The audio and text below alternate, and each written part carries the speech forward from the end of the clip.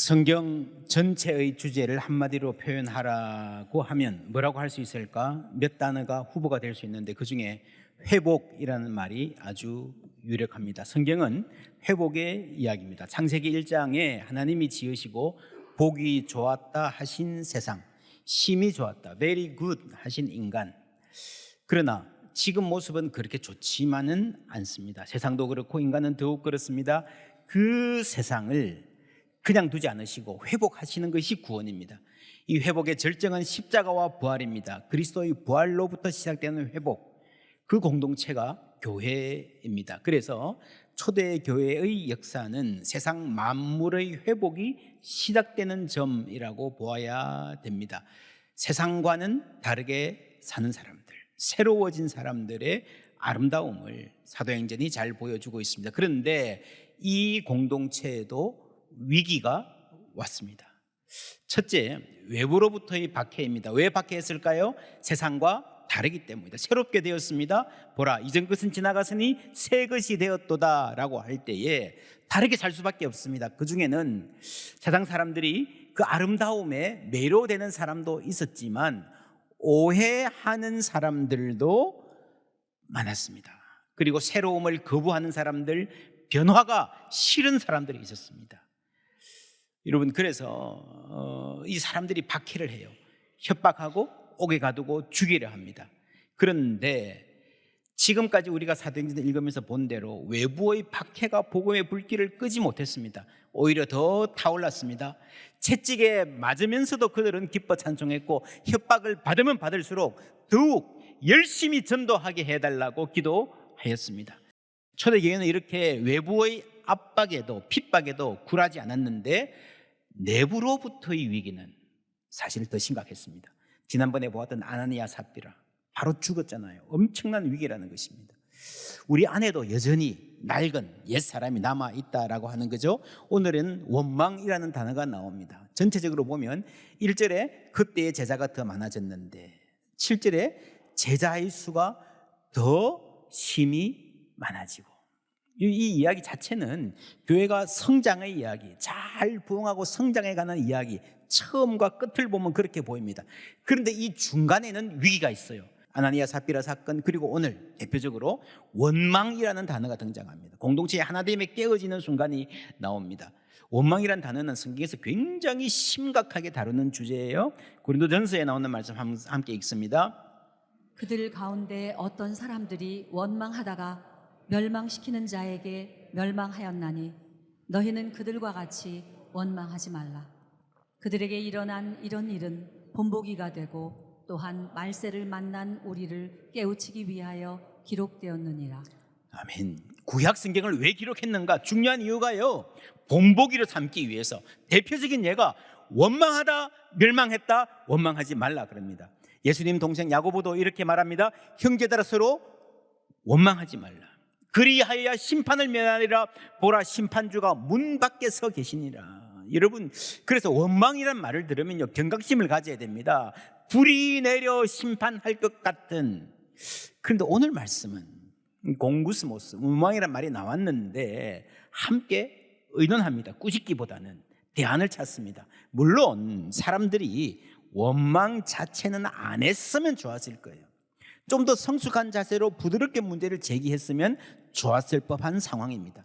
그러나 그럼에도 불구하고 사도들은 듣습니다. 미성숙한 의사 표현 가운데도 새겨 들어야 할 말이 있을 수 있죠. 이런 모든 위기는요, 진단이 필요합니다.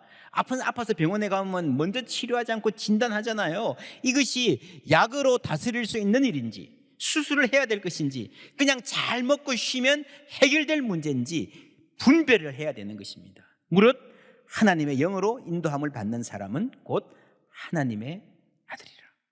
모든 일에 그렇습니다. 우리 개인 일, 가정 일, 교회 일도 그렇습니다. 교회에서요, 회의하잖아요. 당회하잖아요. 여러분, 각 부서에서 모여서 머리를 맞다고 회의하잖아요. 그것은 인간의 경험과 지혜와 의견을 나누는 과정이기 이전에 하나님의 영으로 인도함 받는 일인 줄 믿습니다. 그래서 이런 분별력이 신앙의 기초 체력입니다. 교회도 마찬가지입니다. 모든 교회에 갈등의 소지가 있고 어려움이 있습니다. 그러나 그것을 이길 수 있는, 문제가 없는 교회가 아니라 이길 수 있는 면역력, 기초 체력이 있어야 되는 거죠. 그런 점에서 여러분, 몸에 어떤 증상이 나타난다는 것은요, 아픈 데를 발견할 수 있는, 문제를 발견할 수 있는 좋은 기회입니다. 골치 아픈 게요, 아픈데, 몸이 안 좋은데 증상이 없는 게 골치 아픈 거예요. 그래서 공동체의 위기는요, 우선순위를 점검할 기회입니다. 사도들은 변하지 않는 본질에 충실하고 변하는 상황에 맞는 방법을 찾았습니다. 상황은 늘 변합니다. 보세요. 그때의 제자가 더 많아졌는데 변하죠. 변합니다. 좋은 변화예요, 나쁜 변화예요? 좋은 변화죠. 근데 이 좋은 변화가 여러분 그 다음에 원망으로 갑니다. 헬라파 유대인들이 자기의 과부들이 매일의 구제에 빠짐으로, 매일이라고 한 말 봤을 때 돈이 아니라 아마 음식을 나누어 줬던 것 같아요. 배달해주고, 교회가 가난한 사람 잘 생겼습니다. 그런데 이게 제대로 안 돌아가니까 히브리파 사람을 원망하니, 여러분 좋은 일이 반드시 좋은 일로 연결되지는 않습니다. 그 중간에 뭐가 필요합니다. 좋은 일이 생겨도 그 변화가 위기를 가져올 수 있는 거예요. 12사도가 모든 제자를 불러 이르되 우리가 하나님의 말씀을 제쳐놓고 접대를 일삼는 것 마땅하지 않다. 여러분 이것이 진단이에요. 우리가 하나님의 말씀을 제쳐놓고 사도들이 교회 내에 행정적인 문제에 몰두하다 보니 말씀을 붙잡고 씨름하고 기도하고 말씀 전하는 사역이 약해진 거예요. 이것이 문제다. 공평하게 분배를 못하니까 원망이 생기니까 좀 공평하게 하자, 그게 아니고요, 말씀이 약해지는 게 문제라는 거예요. 그래서 일꾼을 뽑습니다. 일꾼 뽑는 기준이 뭡니까? 3절 함께 읽습니다. 형제들아, 너희 가운데서 성령과 지혜가 충만하여 칭찬받는 사람 7을 택하라. 우리가 이 일을 그들에게 맡기고. 지금 구제할 사람, 행정적인 일을 다룰 사람 뽑습니다. 그런데 기준이 뭡니까? 장부 계산 잘하는 사람, 음식 잘 만들고 배달 잘할 사람, 운전하는 사람, 그런 기능적인 능력이 필요하지 않다는 말이 아니에요. 그러나 훨씬 더 우선순위, 중요한 가치는 뭐예요? 성령과 지혜가 충만한 사람입니다. 여러분, 교회를 섬기는 사람들은 이게 우선입니다. 오늘 말씀 사도행전 6장을 아주 유명한 성경인데요, 이 6장을 보면서 많은 사람들이 7 집사를 뽑았다, 스데반 집사, 빌립 집사, 이런 말을 많이 하는데 사실은요, 성경을 보면요, 집사라는 말이 안 나와요. 집사라는 타이틀을 갖고 집사 뽑습니다 해서 뽑은 적이 아니에요. 그냥 이런 일이 필요하니까 그냥 뽑은 거예요. 이게 굉장히 중요합니다. 물론 뒤에 가면 우리 성경에는 집사라는 말이 나옵니다. 7 집사 중 하나인 전도자 빌립, 이것도 영어 성경 보시면요, one of the 7, 그냥 이렇게만 나와요. 7 사람 중에 한 명이라고 나와요. 여러분 끝까지 최소한 이 사도행전 시기까지 집사라는 타이틀이 없었다는 거예요. 이게 왜 중요한가 하면은, 스데반은 정말 자기가 집사인 줄도 모르고 죽었어요. 타이틀이 없이, 직분의 이름이 없이 일을 맡기면 하겠습니까? 대단히 힘든 겁니다. 선한 일을 사모하지는 않고 직분만 탐하는 사람, 이렇게 교회가 약해지는 거예요. 본질을 잃어버리는 겁니다. 오늘날 교회는 너무 무슨 타이틀을 중요하게 생각합니다. 또 하나 번역의 약간 유감인 것은요, 히브리파 헬라파라는 말, 이 말이 파라는 말을 들으니까 사실 좀 부정적인 느낌이에요. 그렇지 않습니까? 뭐 파벌이 생겨가지고 막 치고받고 싸운 이런 느낌인데 그렇지 않습니다. 세 번역에 보면요, 그리스 말을 하는 유대 사람들, 히브리 말을 하는 유대 사람들, NLT 성경 보면은 The Greek speaking believers, 그렇죠? 이해하면 이렇습니다. 히브리 혹은 아람어를 말하는 신자들이라는 말입니다. 여러분 이름을 봐도 이게 명확하게 보입니다. 12사도들의 대부분, 그중에 10명은요 이름이 히브리 전통적인 이름입니다. 야고보, 시몬, 이런 사람들.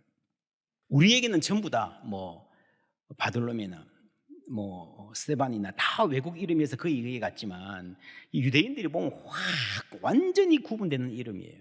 그리스어 쓰는 사람들은 아람어를 잘 모르는 사람들이 많았어요. 이제 유대인인데 이민을 갔거나 아니면 그 부모나 할아버지들이 전쟁 포로로 잡혀가가지고 거기서 노예로 살다가 해방되어서 다시 고국으로 돌아온 사람들. 히브리어를 알아도, 아람어를 알아도 그리스어가 훨씬 더 편한, 문화적으로 다른 사람인 겁니다. 그죠? 그래서 아마도 예배를 드려도요, 편한 사람들끼리 따로 모인 것 같아요. 아람어, 히브리어를 쓰는 이 그룹과 그리스어를 쓰는 그룹. 그래서 뭐 일부러 그렇게 하려고 차별하려고 한 게 아니어도 편한 사람들끼리 모이다 보면 오해가 쌓이고 갈등이 있을 수가 있죠. 그래서 대표를 뽑습니다. 5절 말씀 함께 읽습니다. 온 무리가 이 말을 기뻐하여 믿음과 성령이 충만한 사람 스데반과 또 빌립과 브로고로와 니가노르와 디몬과 바메나와 유대교에 입교했던 안디옥 사람 니골라를 택하여. 예, 이 7명은 모두가 그리스어 이름입니다. 본래 교회가 히브리어 쓰는 사람들이 다 주류였잖아요. 그럼 새로 사람 뽑으면 일선이 필요하니까 우리 중심으로 뽑을 수도 있어요. 아니면 반반, 히브리어 반, 그리스어 반 할 수 있어요. 그러나 여러분, 전부 다 7명을 다 다른 그룹에 넣어줬다는 것은 그 당시 교회의 핵심제를 차지하고 있던 사람들이 얼마만큼 개방적이고 포용적이었는지, 균형 감각이 있었는지 알 수 있습니다. 그 교회가 건강한 교회인 겁니다. 제가 미국 교회에 오래 있었기 때문에, 미국에는요, 한국말이 편한 1세대, 그 자녀들, 젊은 사람들 세대와 이렇게 잘 섞이는 교회도 많지만, 이게 매사에 달라가지고 힘든 교회들 굉장히 많습니다. 어떻게 해요? 갈라서요? 찬송가에 그런 찬송 있잖아요. 죄인도 원수도 친구로 변한다. 그게 복음이고 교회인데 그거 조금 다르다고 파스타냐 청국장이냐 하다가 교회가 깨지고 그래야 되겠습니까? 그런 포용력, 균형 감각의 초대교회에 있었습니다. 또 하나, 여러분, 집사라는 말이 등장하지 않는다는 것과 함께 이 말씀을 잘못 이해하는 것은, 말씀과 기도는 목회자들이 맡아야 되고 행정은 평신도들이 맡아야 된다라는 식으로 분리해서 이해하는 것입니다. 이건 역시 성경적이지 않습니다. 보세요. 6장 이전에는 사도들이 행정을 맡았어요. 잘못된 겁니까? 아니죠. 여기서도 행정을 하라고 7명을 뽑아놨는데 보시면요, 스데반과 빌립이 가서 설교하고 전도해요. 잘못된 겁니까? 아니에요. 여러분, 이 일에 엄밀한 구분이 없어요. 물론 목회자, 말씀과 성례의 사역자는 따로 전문적인 교육을 받아야 되고 헌신되어야 해서 전념할 수 있는 시스템을 만든 것은 좋습니다. 특별히 여러분, 이 세상 일에, 먹고 사는 일에 얽매이거나 교회도 너무 세부적인 행정에 얽매이면요, 말씀과 기도에 소홀해질 수 있는 것입니다. 오늘 이 말씀의 가장 중요한 교훈은요, 7 일꾼을 선출한 것은 사도들의 시간을 보호하기 위해서였습니다. 여러분, 정말 중요한 일에 집중하게 하는 거예요. 여러분, 행정을 도우라고 해서 사람들을 뽑았지만 교회가 워낙 급하게 성장하니까 하나님의 말씀을 전하고 들어야 될 필요들이 많이 생겨요. 그러니까 빌립이 나가서 전도하고 스데반도 설교하는 겁니다. 그래서 굳이 스데반과 빌립 이분들을 오늘 우리 개념으로 한다면, 굳이 말한다면 집사보다는 전도사에 가깝습니다. 그렇죠? 무엇보다 성경의 교회는 성직자 평신도 구분이 없습니다. 후의 교회가 필요에 의해서 구분을 했습니다만 원리는 그래요. 성경적인 원리는 장로님, 집사님, 권사님, 그냥 평교인도 목양사역 할 수 있고 말씀사역 할 수 있습니다. 필요하다면 평신도도 적절한 훈련을 거쳐서 설교할 수 있고 말씀 가르칠 수 있습니다. 누구는 말씀, 누구는 행정, 그거는 성경이 아닌 거예요. 여러분, 교회가 빨리 성장하니까 그때 상황에 맞는 제도를 만들어서 따라가는 것일 뿐이에요. 그죠? 그래서 사도행전 6장에 나오는 요 상황은요, 마치 스냅샷, 사진을 찍은 것 같습니다. 근데 교회의 성장은 뭡니까? 동영상 같죠? 쭉 흘러가는 겁니다. 이 순간에는 이게 맞지만 다음 순간에는 또 다른 게 필요한 거예요. 어떤 제도도 살아있는 운동을 담기에는 역부족입니다. 어떤 제도가 성경적인 제도인가? 그런 거 없어요. 제도라고 하는 것은요, 오늘 만들어 놓으면 내일 또 낡아집니다. 성령 충만한 교회는 제도를 존중하지만 절대시하지 않습니다. 제도를 지나치게 의존하는 것은요, 첫째, 게으르기 때문입니다. 안주, 무사, 안일, 그런 거죠. 혹은 불안하기 때문입니다. 이 사회가 막 빨리 변하니까 이러면 안 돼. 이러면 왜 사회가 이렇게 나가지? 그 제도 안에 자꾸 숨는 거예요. 고집하는 거예요. 이런 그리스도인들은 세상의 변화가 주님 손 안에 있음을 믿는 사람들이에요. 여러분, 예루살렘이 망하고 바벨론 포로로 잡혀갔잖아요. 바벨론 포로로 잡혀간 이 일이 하나님의 손 밖으로 역사가 벗어난 일입니까? 아니에요. 바벨론, 내가 감당하기 힘든 상황이지만 바벨론에서도 여전히 하나님이 역사하고 계신 줄 믿습니다. 하나님은 여전히 역사를 주관하고 계신 거예요. 우리가 앞으로 어떤 변화를 만나야 할지 모르지만 그건 역시 하나님의 손 안에 있는 거예요. 그래서 여러분, 우리끼리 말 잘 통하는 사람끼리, 그냥 딱 이신전심 맞는 사람들끼리 오손도손 교회 생활 할 때는 좋았는데, 이제 말도 잘 안 통하는 사람들이, 좀 옷도 나하고 다르게 입는 사람들이 막 들어와가지고요, 불편해. 교회가 옛날 같지 않아. 여러분, 그게 정상인 겁니다. 그게 건강한 교회인 겁니다. 초대 교회는 그 변화를 받아들였습니다. 그 결과 좋은 리더들이 세워진 거예요. 5절 다시 보시면요, 이 7명이 전부 다 그리스 이름이라 그랬잖아요. 그리스를 잘하던 사람들이 세계로 뻗어가면서 전도합니다. 맨 마지막에 유대교에 입교했던 안디옥 사람 니골라, 이 한 명은요 유대인도 아니에요. 유대인이 아닌데 아예 핏줄이 외국인인데 유대인이 되었다, 유대교가 되었다는 거예요. 외국인이 생긴, 외국인이. 여러분, 이 사람들이 전부 다 그리스를 말할 줄 아는 사람입니다. 지금 우리가 읽는 신약 성경도요, 전부 다 그리스어로 쓰여졌습니다. 이 초대교회 사도들이 이런 세계 선교의 먼 미래를 보고 선교 전략을 짜고 그리스 말하는 사람이 필요하구나 리더십에 넣고 그런 거 아니에요. 그냥 교회 안에 갈등이 생겨서 나름대로 해결하다 보니까 결과적으로 미래를 멋지게 대비하게 된 것입니다. 할렐루야. 여기에 하나님의 인도하심이 있다 말할 수밖에 없습니다. 그렇죠? 세계로 복음이 뻗어갈 준비가, 담장을 넘어갈 준비가 여기서 되기 시작하는 거예요. 여러분, 우리 한국인인데 영어 잘하는 2세들이 있으면 세계로 전도할 거 아닙니까? 유대교에 입교했던 니골라, 예루살렘에 와서 살아요, 외국인이. 지금 우리 한국에도요, 외국인들이 얼마나 많이 와서 사는지 모릅니다. 그런데 그 사람이 유대인들의 교회에 들어왔을 뿐 아니라 7명의 중요한 리더 중에 한 명이 되었다. 여러분, 얼마나 놀라운 일입니까? 당시에 여러분, 유대인들이 얼마만큼 폐쇄적인 사람이었는데 교회 내에서는 이런 일이 있었던 것입니다. 오늘 말씀 전체 이 시리즈의 결론이 7절에 나옵니다. 함께 읽습니다. 하나님의 말씀이 점점 왕성하여 예루살렘에 있는 제자의 수가 더 심히 많아지고 허다한 제사장의 무리도 이 도에 복종하니라. 아멘. 1절에 수가 많아졌는데 문제가 생겼어요. 위기가 왔어요. 잘 해결을 하니까 제자의 수가 더 심히 많아지고, 여러분, 요만큼도 감당이 안 돼서 어려웠는데 이제는 훨씬 더 많아져도 넉넉하게 담을 수 있는 그릇이 마련된 겁니다. 우리가 하나님 은혜 주실, 우리가 마음대로 교회를 성장할 수 없지만 하나님의 은혜를 주실 때 담을 수 있는 그릇을 마련해야 되는 줄 믿습니다. 그리고요, 특징적인 말, 허다한 제사장의 무리도 이 도에 복종하니라. 신앙적으로, 문화적으로 제사장들은요, 당시 예루살렘에서 가장 보수적인 사람들이었습니다. 그렇잖아요. 그렇죠? 자, 보세요. 이 교회가 여기 있으면 훨씬 더 개방적이고 리버럴한 사람들, 스데반, 빌립, 외국 생활 경험한 사람들, 이 교회의 리더가 되었습니다. 이 교회가 훨씬 더 저쪽으로 가겠네? 아니에요. 이쪽에 보면요, 지금보다 훨씬 더 보수적인 사람들도 교회에 함께 하고 있는 거예요. 여러분, 놀랍지 않습니까? 할렐루야.